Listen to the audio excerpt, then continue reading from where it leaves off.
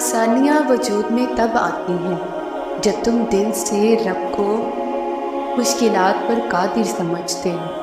دعا کی قبولیت میں اگر تم پر آزمائش آئی ہوئی ہے نا، تو یقین رکھو کہ جتنی تکلیف تم اس وقت اٹھا رہے ہو نا، اس کی بھی زیادہ خوبصورت طریقے سے تمہاری دعا قبول ہوگی۔ اللہ پر یقین وہ طاقت ہے جو پتھر کو بھی پانی دے۔ اگر اللہ تمہارا دل نہیں بدل رہا تو یقین رکھو کہ وہ تمہارا نصیب بدلنے پر راضی ہے۔ ہزاروں مایوس لوگوں میں سے اگر اس نے تمہیں دعا کی توفیق دی ہے تو پھر وہ کیسے تمہاری دعا رد کر سکتا ہے؟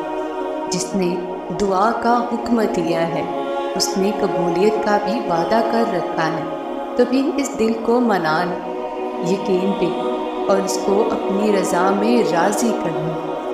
نصیب لکھنے والا جب اللہ ہے پھر لوگوں کا اور دنیا کا ڈر کیسا؟ جو یقین رکھتے ہیں اللہ ان کی ہر حال میں مدد کرتا ہے، وہ اسی کو وسیلہ بنا دے گا جو رکاوٹ کا سبب بنی ہوئی ہے۔